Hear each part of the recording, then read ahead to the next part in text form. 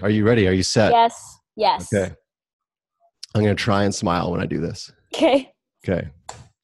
Hello, my name is Brad Bodnerchuk, and welcome to the Half a Dozen Hospitality Podcast, where we discuss everything hospitality, from the food on the plate to the teams that make it happen and the community that drives this industry forward. On this podcast, we sit down and chat with some of the most exciting, inspiring, and creative minds that make up one of the most dynamic industries that there is today. And today, I have the pleasure of being joined by none other than Lauren Toyota. Welcome to the show.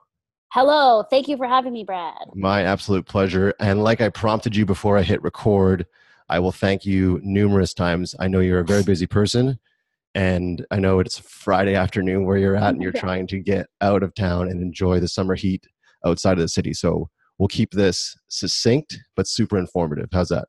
Great. I know. I'm excited. Happy to do it. I really like doing podcasts because you can talk more than you can in an article, right? Yeah, totally. Yeah. The first question I generally lead off this podcast with, and the one that I find kind of allows her to be far more avenues for us to touch on, is the how, what, where, when, and why you and food. So take us back to what you feel like spurred you on to this association with making food seemingly a major part of and a massive passion in your life. Mm-hmm. Well, there's probably two phases to that because I feel like food was always pretty important to me. Like it wasn't just something I had to do 3 times a day. Like even as a young kid or whatever, I took an interest in food and cooking and sort of like how the food got to the plate and what's in the food. And that's probably because my parents were they were a bit like alternative hippie health nut a little bit before it was actually like mainstream to be that way. It was very alternative to do that. Mm-hmm. So I grew up eating like, homemade baby food and drinking soy milk and eating like carob peanut butter cups and like weird stuff that most kids wouldn't eat. Yeah. And wasn't allowed to eat like Pop-Tarts and sugar cereals and soda and stuff like that. So that really informed everything. And I think that's why I ended up becoming vegan anyway. It's kind of just informed the healthier choice all the time. Right. As a teenager, I went vegetarian. So like when I was 12 or 13, I went vegetarian and started cooking more, like having to cook my own meals in addition to like taking like maybe the steamed vegetables from whatever my family made. Mm-hmm. But I would like make tofu or do something else. And as I got old, like into my adulthood, like early adulthood and adulthood, I was just always I loved going grocery shopping. I loved walking down the aisles. I loved looking at products. I loved reading ingredients.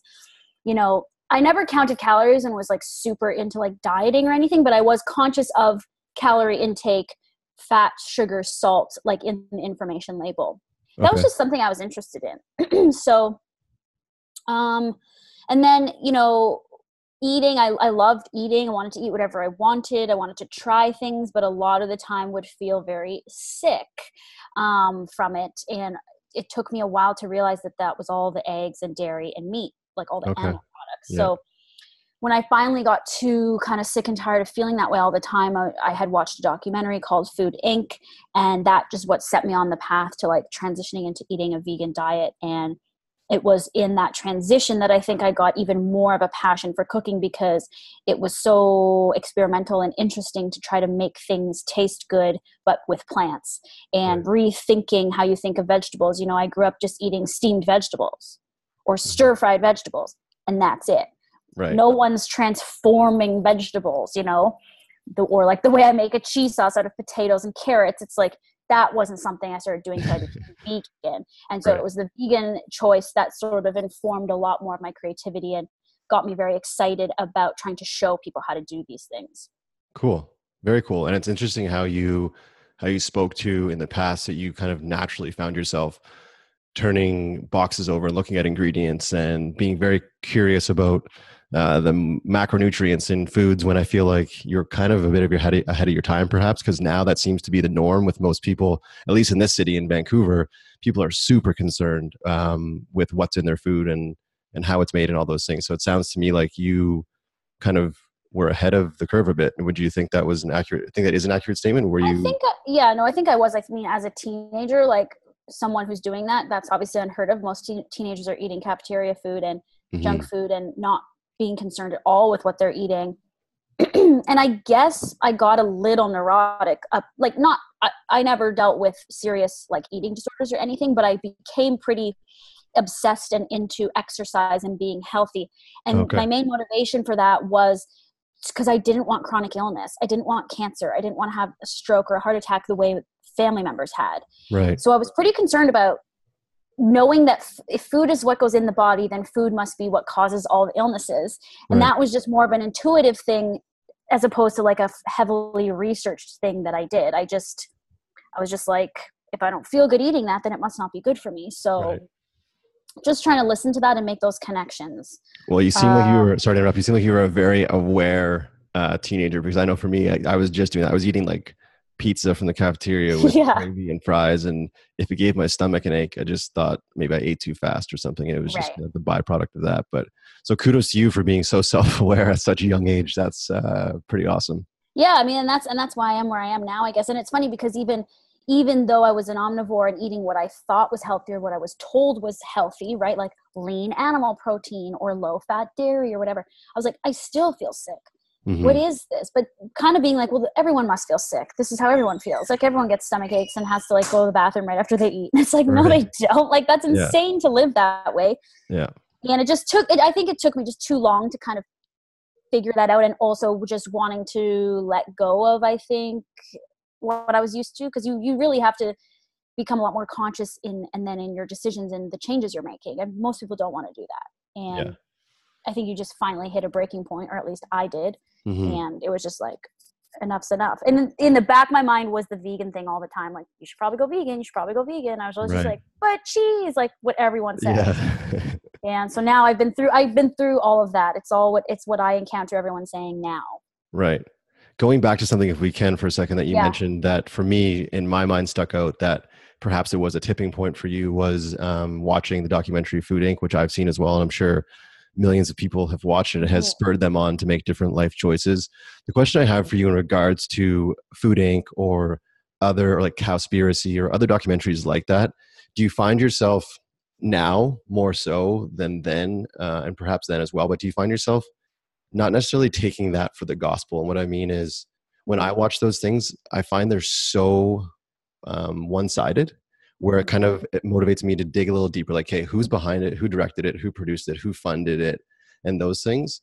Do you find that you or your tribe or your followers, do you encourage them to dig a little bit deeper into finding out the information and the roots of these documentaries that are very, very one way? Right. I'm going to be honest and say no, Okay. because I guess the way I've looked at it is that there's documentaries like this.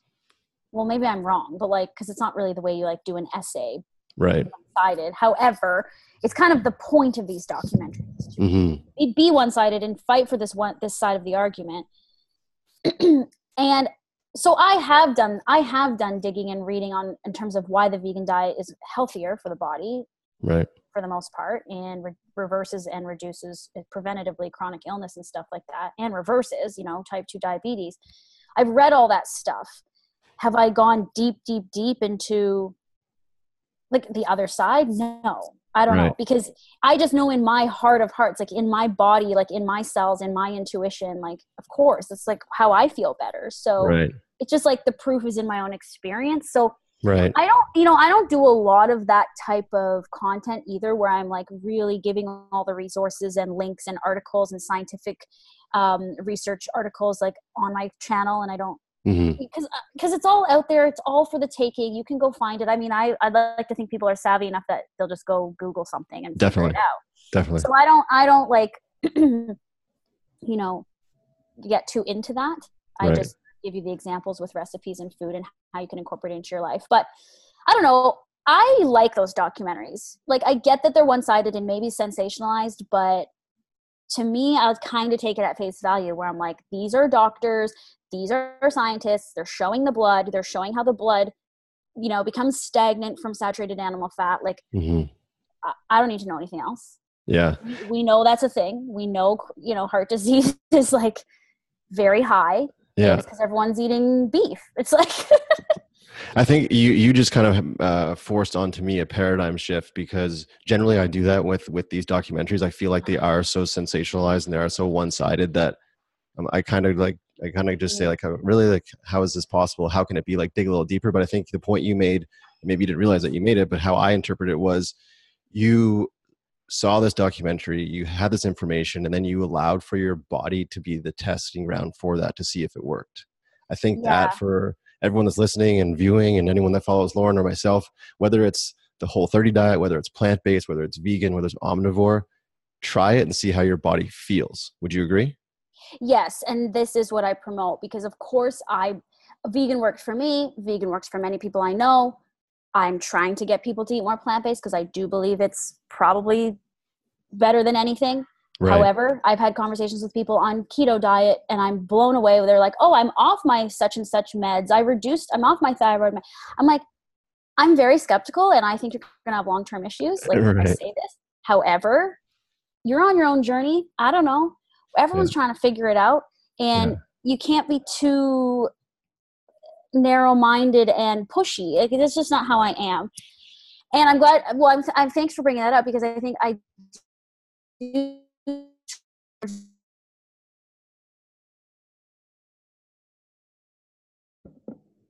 Oh no. it's listening to what everyone's telling us to do. Hmm. Oh, what happened? Yeah, and it's No, we're not so good. much about what everyone's telling you to do. It's like, what are you telling you to do?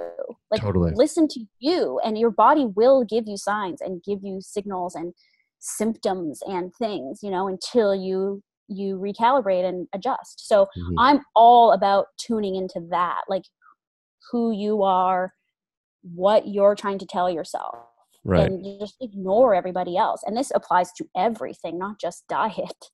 This Yeah. applies to how you run your life and the choices you make for your career and everything. Like, I'm just super about, like, really, like, me, not what you think I should do. Yeah, that's huge. I think Yeah. that's as sometimes I think we can get caught up in trying to impress or be a certain way for other people. Yeah. That's one thing I want to touch on quickly with you as well Mhm. is, you seem to me to be extremely real, which is so refreshing. And again, I want to celebrate that for you because I've obviously followed you on social media and I've watched your YouTube videos, and um, I think I liken you to um, like an artist or a musician. And what I mean by that is, these people to me are getting out of their own way and they're just doing what comes very naturally to them.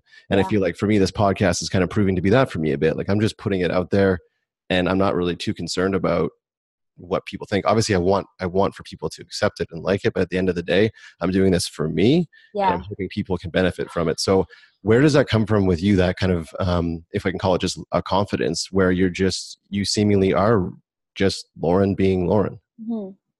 Thanks. I mean, that's been something in my awareness since being quite young. Okay. Um, and I usually attribute it to, I was really, really shy as a kid, like Hmm. really shy, which no one would believe, but I was. And couldn't speak and didn't want to like speak in front of the class and like got really scared and nervous, like fearful of having to have interactions and talk and stuff. So I was very much inside my head and Hmm. also was bullied probably because I was shy and therefore kind of pushed aside and only left with myself. Right.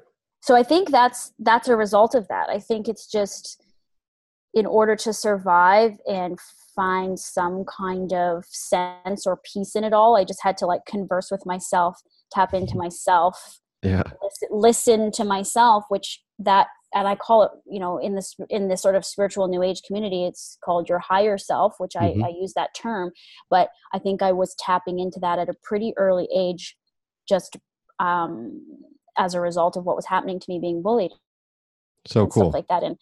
And I think I just tapped into that. So this voice would always just say like really deep down somewhere, and I'd be upset all the time or whatever, crying and stuff like that. But Right. it's in those quiet moments, which I meditate now, and it's in that quiet where that's where like that stuff happens. Hmm. So it's like that gap. And I think I recall feeling that pretty early on and being told by my higher self, like, don't worry, like Right. this is bullshit and it will pass. And you're here for some other reason. So just focus Dude. on me, focus on this, focus on what you like, find something that you like. It was music at the time, Okay. Um, which maybe that's also why you're saying like I'm like a musician or artist, where I just sort of do what comes to me and try to flow in that, because I also identified that early on in the people I looked up to as a good quality, or as something admirable or something interesting that I wanted to sort of live my life by. Yeah, totally. And I found that fascinating when I would listen, I was super obsessed with bands and artists and watching much music and listening to interviews and listening to artists talk about that process. Yeah. Yeah, Yeah. it's so cool. And I think as a society, as a people, that's what we celebrate, those people. And it's the 2%, if you will, that are willing to just lay it all out there and Mm-hmm. allow themselves to be criticized. And whether it's a chef opening up a restaurant, whether it's Mm-hmm. a vegan YouTube star putting out a video with no makeup on, and whatever it is, like, Yeah. that is just your version of being raw and real. And again, I celebrate you for doing that. I think it's fantastic. And what I feel it does for me is it allows for me to feel like you're more accessible, and like you're on the level with me, and like, oh, okay, well, we're kind of Mm-hmm. similar. Do you know what I mean? I think that's so Mm-hmm. important, especially Mm-hmm. in today's world. And something you just mentioned, I'd love to get your input on, is you mentioned about like taking time and being quiet and being within yourself, and being someone who is so in the spotlight, and social media is such a massive part of your brand, if you will. How and when do you find time to balance that, to take time for Lauren and Yeah. your higher self, Yeah. and grow your brand and grow your business and your message? What's it's funny because I think definitely as an entrepreneur and someone who works primarily alone, like in my house, it actually happens quite a lot, in the sense Okay. of it is the way I start my day, like meditating, and if possible, and most days can be pretty slow and quiet. Like I don't necessarily have to jump out of bed at 7 or 8, get on the phone or anything like that. There are Right. some days I have to do that. But for the most part, I'm able to wake up when I want, or when my body wakes up, and then, ease into the day, which I'm so thankful and appreciative for, because I've never had that until I started doing this job. Hmm. And it's become part of why I think I'm able to do what I do, how much output I'm able to put out, and then how I'm able to kind of sustain what I do, because I take the time at the beginning of the day to like sort of set the intention and the tone. And like the way I've used meditation in the morning is more to just like tap into that energy or that power to kind of be like, I don't know what I'm supposed to do today, Right. but you do. So let's do it. Like Cool. show, like allow me to, find it. Yeah. It's kind of like that. And that sounds, I don't want to sound too like woo, whatever, because No, it's not at really all. not. It's really not. I don't overthink it. I just wake up, make some coffee, maybe check some emails, then go in this other room, like my living room, but I've got Hmm. like candles and I've got crystals and I've got stuff, and I just go in there and I sit, and then I'll play like a guided meditation or some track with just like music in the background. And Right. then I just sit there with my eyes closed, like in meditation posture. And then sometimes it's 5 minutes, sometimes it's half an hour. So cool. So that's pretty typical, not of every day, but most days. And I'm starting to make sure I try to do that every day, because it actually makes such a huge difference. And I've gone for periods of time where I haven't done that, where I've Hmm. taken me a while to kind of like figure out my flow with meditation, and also be not trying not to be so regimented about it. Like, because when you start going down that path and learning how people meditate and what their practices are, it seems like a lot of the community is like, well, I do this exact thing every day at this time, and I meditate for an hour, I meditate for 20 minutes. And I'm just not like that. I'm just like, what am I called to do right now? What feels Right. like, I don't want to sit for 20 minutes today. I want to sit for 5 minutes. And I think, again, it comes down to same with the vegan message, like just being Totally. easier on yourself and listening to what it is your body's asking you to do, not just like forcing yourself to do whatever it is you think you're supposed to do in order to Yeah. achieve that thing. Yeah, totally. I think there's a time and a place. And kudos for you for setting up those expectations of those around you, and setting the standards for yourself. Because obviously that is important. You need to show up a certain way, in a certain light, a lot of times, I'm sure, for different obligations that you have. So I assume that taking that time, whether it be 5 minutes or 10 minutes or 15 minutes, is imperative for you to be the Lauren that you want to show up as. I think that's something I take on very seriously myself now through my practice, is being very conscious of, okay, how do I want to show up? Like for this Yeah. interview today, like how do I want to Yeah. show up for Lauren? Like I want to be courteous and I want to be hospitable and I want to be fun and I want to ask her open-ended questions. And it's being very conscious of that. To your point as well, it's allowing it just to happen as well, not to force it. Allowing it to happen, where it's like, when you rhyming off that sounds like, oh, Brad's doing a lot of stuff to prepare for this, but I'm sure it's like more intuitive, or at least Totally. as time goes on and you do it more and more, then it's intuitive. It's not like you're sitting there like really like, you don't have to try so hard. And that's the thing, it's taken me a long time to figure that out, and I'm still figuring it out, but I know I've figured it out in a different way more recently in the last few years. And now it's like, yes, be easier on yourself. You don't need to try so hard. It is more intuitive. You are being guided. You know exactly what to do all the time. So just like kind of get out of your own way, right? Right. Totally. I generally, if we start going deep into this, in the past, I have like changed speeds right away, but I don't want to, because I did that on one of my podcasts today with Jackie Ellis, who I mentioned to you before we recorded. And she's a dear friend of mine, and her and I have some like deep chats, and I absolutely love them, and I appreciate the time that she holds for me. One question that I would love to get your take on, now that we're kind of on this purpose and meditative, I would love to get your take on something that I don't know, I'm assuming affected you weeks ago, affected the industry as a whole, with Anthony Bourdain's passing and taking his life. And something that I've been kind of pontificating on, if you will, is the thought of happiness. So I'd love to ask you right now, how do you, Lauren, define happiness? And are you in this moment right here, right now, happy? Okay. Whoa. Yeah, I know. Yes. Right now in this moment, yes, I am very happy. Okay. And I will tell you that maybe this question would have felt more scary or more difficult even like 6 months ago or something like that. Okay. But I have been, I guess, because I've been, what I just explained to you, how I've been trying to carve out that time in the morning and being more easy about that, but actually doing that, it's made me happier. And what I'm trying to do is appreciate everything that happens throughout the day and throughout every moment, where it's like, whoa, I can't believe that thing happened, or this little thing that happened so that I got to that place on time, or whatever. Like, it could be like the smallest little thing. And I've over the last few years, I've become much more aware of that stuff and appreciating that stuff. But I'm trying to like even ramp up that appreciation, like even more so in the last little few months here. And I've noticed I'll just be, and this has not really ever happened to me, because I would always be like, I don't know if I'm happy, like for years, and like my whole growing up, like I would say I was angsty and angry and dramatic and just too much into my own like self-absorbed shit. I don't know. Right. And I know I'm not happy. But lately I'll just be like sitting in traffic, and it sounds crazy. I'll just be sitting there, and I'm like, I feel really good. Like, oh, maybe this is like I'm happy, and nothing's even happening. Right. So that is a new feeling for me. That's cool. And I can only, I guess, attribute it to just the fact that I've been trying to be more appreciative. And I'm not just talking like over the course of these last 3 years, even trying to cultivate that, because people talk about it, or I listen to lots of podcasts about spirituality and meditation, and everyone talks about this like blissful state and this kind of thing. And I always am like, there's no way that's possible. But here it is. It is possible, but what they talk about, it's not like you're that all the time, because you can't be all one way all the time, and that's not real. But in those instances, in those moments, if you're really connected and you're really aware and awake and in your body, and what I guess someone would say is called like true presence, then I actually now have felt that. So that's been interesting. And I think that's all you can really ask for. Yeah. Awesome. Well, I am super...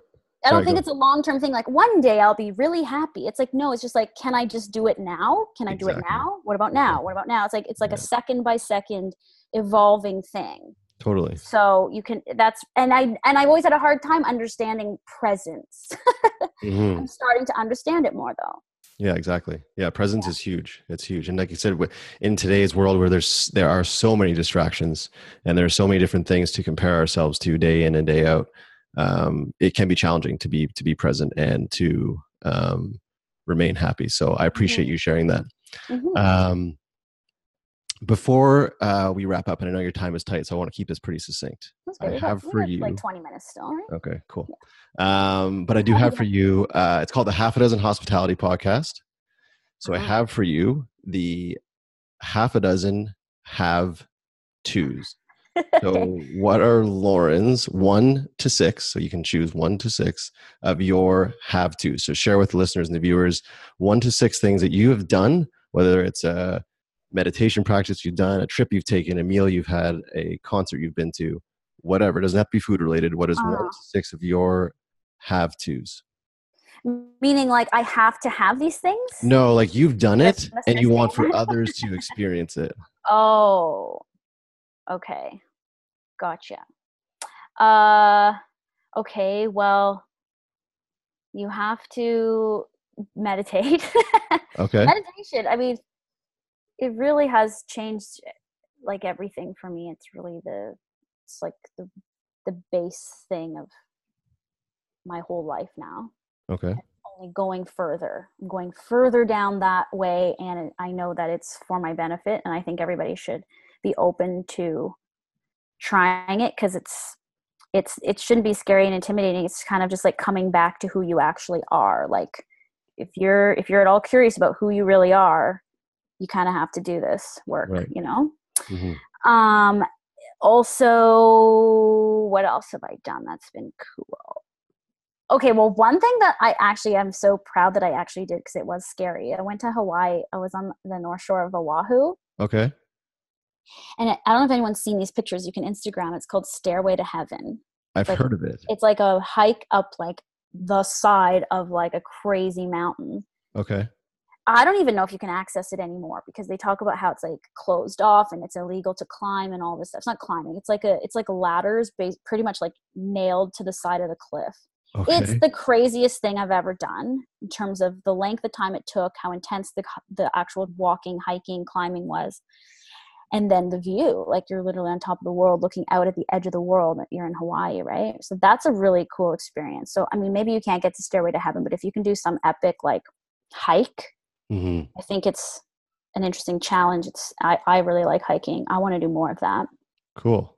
Do you, sorry, brief interruption. When you Yeah, find yourself in beautiful Vancouver, BC, do you find yourself getting off into the mountains here? Because for me, I find it just so amazing. I do love it, and I try to. Lately, the only times I've been in Vancouver were for work, and I never really got to do that. But like the grouse grind, I like, Cool. and I've done the Lynn. Is it called the Lynn Loop or Lynn something? Loop. Yeah. Beautiful. Also Yeah. hiked on Bowen because my friend has a place on Bowen, so that Nice. there's a pretty interesting uphill hike there that I really Yeah. like. Yes, Vancouver's amazing for that.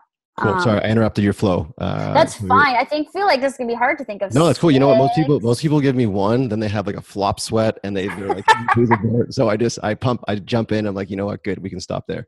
So if you're Well, happy with here's that, no, I have a good one, and this is okay. just me. It's not me pushing vegan, but it really is important. I think whether you're vegan or omnivore or anything, but you need to meet a pig, and you need to be near a pig.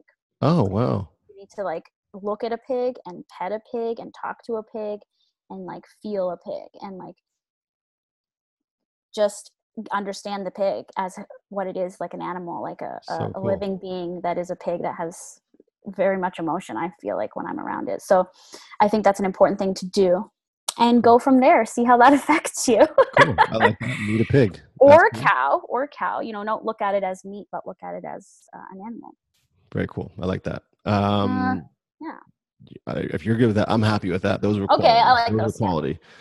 Then the next one is kind of the same idea. So very improv, putting you on the spot again, but it's the Lauren half a dozen haven't yet. So fill the listeners in to 1 to 6 things that you haven't done yet that you would absolutely love to do. So kind of like a bucket list, if you will, for lack of a better term, but 1 to 6 haven't yet. Haven't yet. I haven't. Well, there's so many places I just want to go. I haven't gone to Japan. I'm half Japanese. Okay. I have not gone, but also that's on my bucket list in the sense I actually want to spend, quite a bit of time in Japan and really try to inundate and connect myself to my history, my lineage, because I've pretty much spent my whole life trying to get away from it. Okay. And as an adult, I realized that's very bratty, and I'm sure there's stuff that would make a lot of sense in my life if I just took more time to pay attention to sort of my Japanese background. So I really want Right. to go over there and feel what it feels like to be there and learn about the culture and that kind of thing. Okay. Um, so it's something I'm starting to appreciate obviously more as an adult, whereas when I was a kid, I wasn't very into being different, I guess. Yeah, yeah, yeah. So that, oh my goodness, what else? I mean, I want to go to one of these elephant sanctuaries. Oh, okay, yeah, very I don't know cool. if they're in Thailand or like where they are, but they're sanctuaries, or maybe even somewhere in Africa, but Hmm. definitely a sanctuary. Or there's also a gorilla sanctuary. I know, I Oh, think so cool. it's in Rwanda. So something like that, some type of sanctuary with like a very exotic animal, like a gorilla or an elephant, Right. I think would be amazing to experience. That's cool. Uh, do do do do do. Hey, two is good. There's so many things. I want to travel everywhere. Yeah, I travel. You want know what? I think I've done this. This is like my 25th podcast, and I think everyone, for their haven't yet, it's like travel, travel, travel. I think it's such an important thing. I myself have traveled a little bit. I spent some time living in London, England, so I traveled Europe a bit, and yeah, the amount you learn when you I know. get out there, or you're in a country that they don't speak your language, or the food smells different or tastes different. I think there's so much to learn, and it's so beautiful, and there's so much Yeah, to see out there. It's just amazing. I really love it. Yeah, I want to do that a lot more often, and I find myself obviously getting into like the work trap a little bit. Yes, for And sure. I have this idea, this like it seems like a lofty, like fantastical idea. Like I could just travel everywhere and work while I'm on the road, but I actually find working while I'm traveling to be quite difficult. Why is that? I don't know. I don't find it to be so seamless, and it's like I'm just someone. I guess I compartmentalize the two. I'm very much like when I work, I work. Right. I hunker down and I get it done, and I'm Hmm. quick and I get a lot done in a short amount of time. And when I'm traveling, I'm more just like la la la, and I want to be experiencing things and not worrying about like whatever, like the content creation aspect. It's like I could every time I've traveled, I'm creating content at the same time, and like obviously it's great. I'm not complaining, but like just if I have to be checking emails and uploading videos and doing stuff, I Exactly. don't actually find it convenient when you're traveling and Like like you you're were trying to saying, when find you're in why. Vancouver. Sorry, go ahead. Finish Yeah, the thought. yeah, yeah. No, but you're like trying to find Wi-Fi and like Yeah. space to work, and I'm not good working in like a public space with like other people. I'm really not. So I haven't quite figured out how I'm going to do that, But but I that would is love. one of your lofty I goals. I have to figure out how to do that. Yeah. Cool. Well, I will check in with you in how about this 18 Okay. months and we'll see if you are Sure. indeed traveling the world. Maybe you won't be able to even get back to me because you won't have Wi-Fi. I'll be So like, yeah, bye. I have a flip phone now. something I was thinking about last night and this morning in regards to this podcast was a question I wanted to ask you, and stay with me here. I'm going to try to articulate the best Yeah. I possibly can. So, have you ever heard of the Whole 30 diet or the Whole 30? Yeah, Whole 30 I've diet. heard of it, but I don't know what it is. Cool. It doesn't matter. So, Okay. the Whole 30 diet, it's basically a whole food diet where you eliminate processed foods and sugars, et cetera, et cetera. Great, great diet. Try it out. See if it works for you. Anyone who's listening. But one thing they say in there, and I think it's super humorous, but also super accurate, is um, they call it sex with your pants on. Stay with me. So, so they're talking about in this particular chapter about cauliflower pizza. So what they're saying is a cauliflower pizza is never as good as a real pizza. It's kind of like sex with your Agreed. pants on, right? Okay. That's kind They of their actually like say fun. that in the book. Yeah, sex with your pants on. Yeah, it's pretty cool. Okay, well, I won't Um, be rude on this podcast. what's that? Sorry. I won't be rude on this podcast. Oh no, go for it. Well, my response to that is sex with your pants on is better than cauliflower pizza. Yeah, you could argue that for sure. Cauliflower pizza is bullshit. Yeah. Sorry. So to that point, so I was thinking this last night. I was thinking about sex with your pants on, cauliflower pizza, never as good as the real Okay. pizza. And I was thinking Yeah. about you and your association with the new A&W vegan burger that all my friends are trying. It's all over Instagram. It's all over social media. It's blowing Yeah. up, and it's awesome. My question for you is But nothing to do with sex. My question for you is, do you think that 10 years from now, when someone says, yeah, that burger's good, but it's not like the real thing, people won't understand that? Meaning, yeah. to like kids that are growing up right now and teens, that's what a burger is. There's always an option to have a beef or a vegan. So do you think that when someone says it's not as good as the real thing, that won't really be appropriate to things like fast food burgers because they have those options now? I would love and hope, and I'm pretty sure, yeah, like I would like to think that that is the case. So, people, there's like memes, or not memes, but like bumper stickers or whatever, says like your kids will think you're weird for ever eating animals, Oh, okay. Yeah. Yeah. like that same kind of thing. And Hmm. I'm pretty sure that is going to be the case. And I think at the rate in which Beyond Meat's kind of taking over and progressing this whole thing Hmm. and changing the way you think about meat and what meat is at its core, when the CEO talks about it's amino acids and lipids, and it's not this animal. Right. And so he's creating plant meat. It's like I want to say, yeah, that is going to be. I don't know if it's 10 years. I don't know if it's 15, 20 years, but it's going to happen. Right. I think it's going to happen. Yeah. Right. Sorry, that And was a then, really long-winded question. I hope yeah, you understood where I was going with that. I did. And I was wondering how I was going to answer it. Because, of course, I don't want to be so definitive. And I would love to think that that's where we're headed, because it seems like it is. Right. Yeah, I do too. I think But, it is. it's society and the world, and, of course, like, indigenous cultures and like various cultures, are meat is such a huge part of the Yeah. history. And so I always hesitate to say like, well, it's just all going to be wiped out and everyone can be vegan, because that's not really realistic either. No, not at all. But in our modern Western world, pretty much everyone will probably have to be plant-based. Yeah, it's going to be you interesting to know see. It's going to be, I mean, like you said, with seeing with what they're doing with the Beyond Meat product and breaking it down to the root, like what it actually is. And then you're just seeing it on menus and other things, on like menus changing. Chefs when they sit down to create a menu, or Yeah. restaurants when they open up, they have a totally different ethos now and a totally different theme. And all the chefs that I've interviewed on this show and restaurateurs, they're completely thinking differently now when they Yeah. think about new businesses and think about menus. Because um, what did one chef say to me? He said, "You have to get rid of the no vote."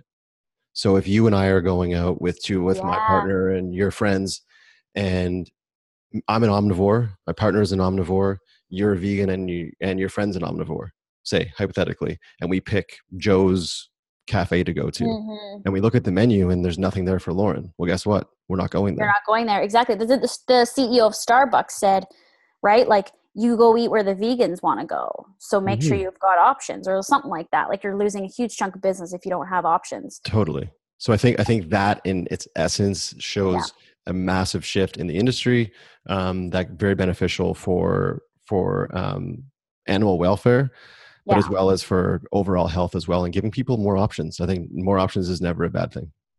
More options is great, but like good options. And so that's why 100%. I want to be part of that evolution, where I hope that what I'm doing, however Hot for Food evolves, like, I want to be involved in having good options for people and be involved in that consulting or creation or Mhm. something, because I still think, and of course we've made so much progress, but I don't like, I went to a restaurant in Toronto, and the vegan taco option, it was just like some like steamed carrots. There was no sauce. It Oh, was the saddest thing I've ever seen. And I was oh like, no. how dare you? How dare this be the vegan option? Like, this is Right. crazy. So it's just like, there still needs to be a lot of education around it, Yeah, but for at sure. least maybe in the more higher end culinary world, chefs are picking it up, doing it well. And you're seeing a lot of like in Toronto, we have Planta and Rosalinda and all these like really high end, very nice vegan restaurants that Right. they're not vegan restaurants. They're just restaurants that have vegan Vegan menus, the options. Yeah. full vegan menus, Oh, but cool. no one's really going like, that's a vegan restaurant. They're just like, oh, there's this new cool restaurant. Oh, it's That serves all really good vegan food. Mexican food, and it's got a really Yeah. comprehensive menu and a great cocktail list, and it's beautiful inside. And it's like, that's where we're headed. Hmm. So cool. Yeah. A potentially um, tough question. I don't know if it's tough or not, but something I've been thinking about since I saw the A&W burger. Maybe Hmm. you can help me understand this. Sure. If I'm going and buying this burger at A&W, Uh, is it being grilled on the you know where I'm going with this?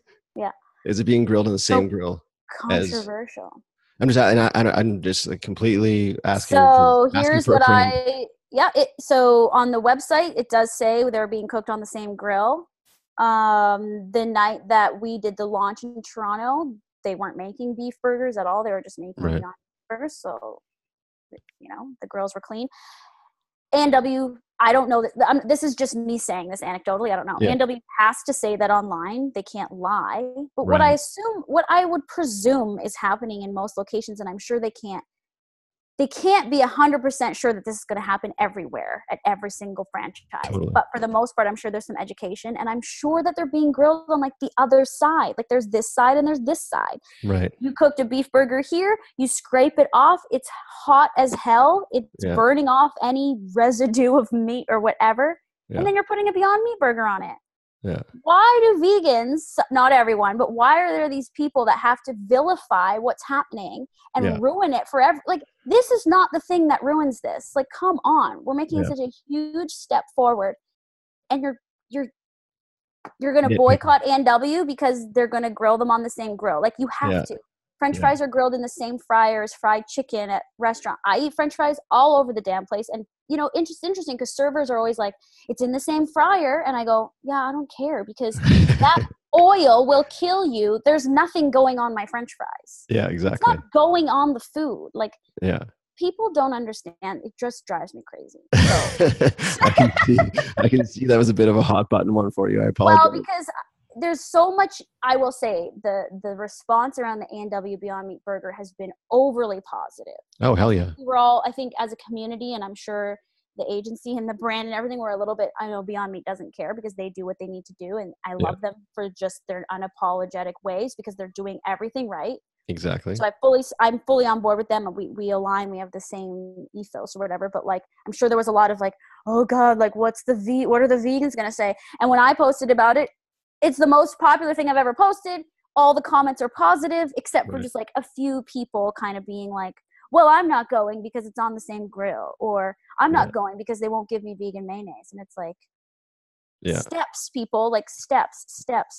Like, I think it goes back to what we were saying near the start of the podcast and kind of celebrating what I feel you do every day with your business and with your brand Hot for Food is you just put it out there. And yeah, there's always going to be some haters. There's always going to be some people that pick it always. apart. But like you said, let's focus on what it is. It's a big step forward. Period. Like And let's these not. big step forwards are happening at a rapid pace with all of the food industry. Tyson Foods buying Beyond Meat, dairy companies buying plant-based milk companies. I'm Mhm. all for this. Yeah, And I totally. know people want to shit on it, and there's a section of the community that wants to be anti this and anti this and anti this, and it's just like, what do you want?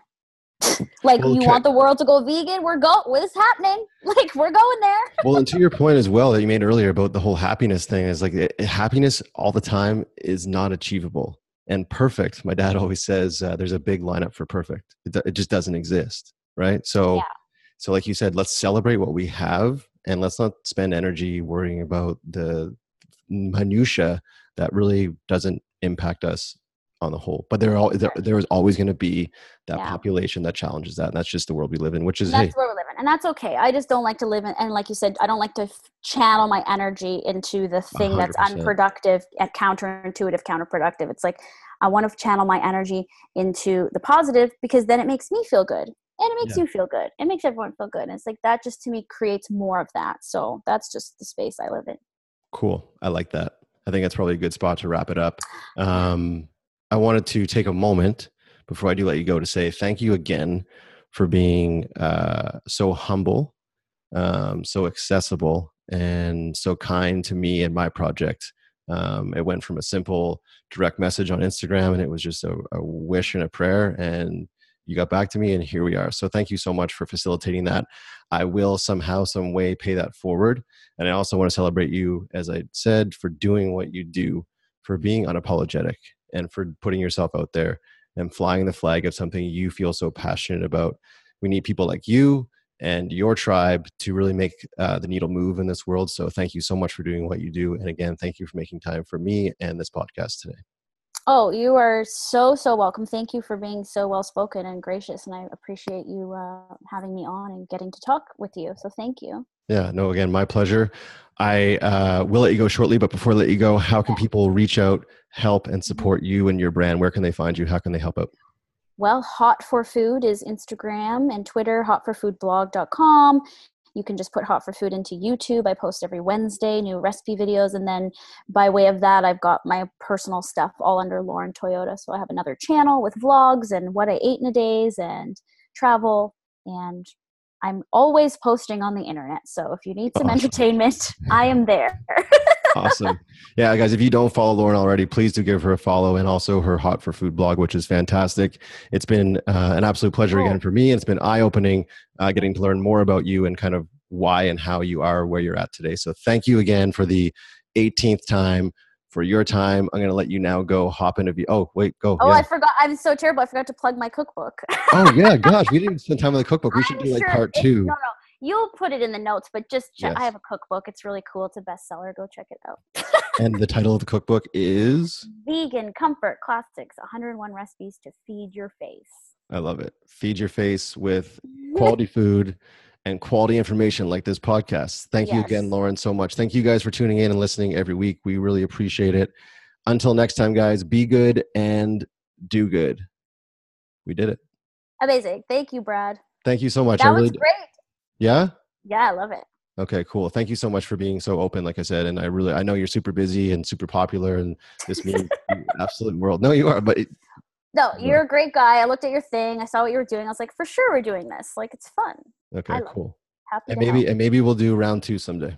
Sure, you let me know. And if you've got anything you want me to share when this goes live, like just Yeah. Sorry copy on me that. and copy me and Tiffany on, and then I can just repost a graphic. Like I don't know, when I do podcasts, some people just like make, I don't know what you do, but if you have, Yeah, what I'll do is copy I'll that. send you and Tiffany the links. So I do YouTube Yeah, and iTunes and SoundCloud. So I'll send you guys those links. And I'll also do cool. like little clips for social media as well. So I will get that to you. Have a fantastic weekend. Travel safely Thanks. and enjoy the heat. Yeah, I will. Enjoy your weekend too. Thank you. Thanks, Lauren. Cheers. Bye bye. Bye, Brad.